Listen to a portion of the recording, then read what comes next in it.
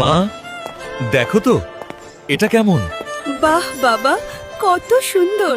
একদিন আমি তোমাকে এটা কিনে দেব। এই ভিখারির বাচ্চা, 5 কোটি টাকার হীরায় হাত দিস কেন?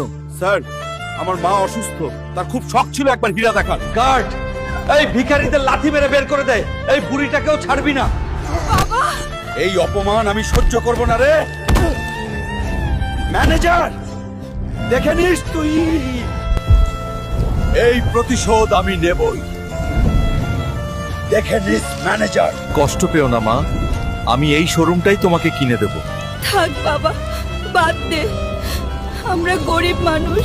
মাকে তো বললাম শোরুম কিনে দেব।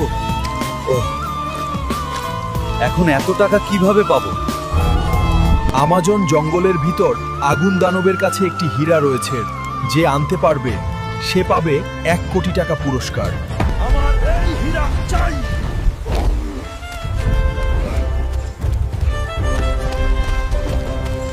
কে রে তুই?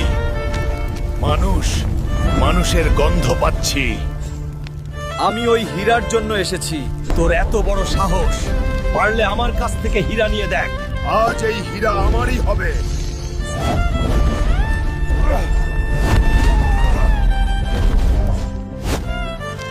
এটাই তোর সাহস? বন্ধুরা খুব শক্তিশালী। আমাকে লাইক আর সাবস্ক্রাইব করে শক্তি দাও, যেন আমি ওকে হারাতে পারি।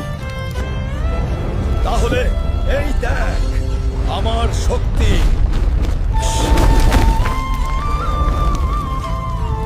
এই তো পেয়ে গেছি।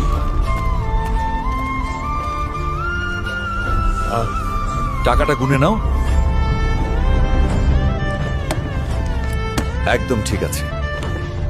এই নিন 30 লাখ টাকা। আজ থেকে এই শোরুম আমার। ঠিক আছে, এই নিন শোরুমের চাবি। আজ থেকে উনিই তোমাদের মালিক, সব সিদ্ধান্ত উনিই নেবেন। স্যার, কিরে নন্টু, যেমন দিলাম তেমনই পেলি? স্যার, আমার ভুল হয়ে গেছে, দয়া করে আমাকে মাফ করে দিন স্যার। আমার বউ বাচ্চা আছে, ওরা না খেয়ে মরবে স্যার। তোর শাস্তি হলো এই, আজ থেকে এই শোরুমের কাস্টমারদের জুতো পরিষ্কার করবি। বলেছিলাম না মা, শোরুম কিনে দেব। এই দেখো। তুই আমার গর্ব রে বাবা। এই সব সম্ভব হয়েছে তোমাদের লাইক আর সাবস্ক্রাইবের জন্য। সবাই সাবস্ক্রাইব করো।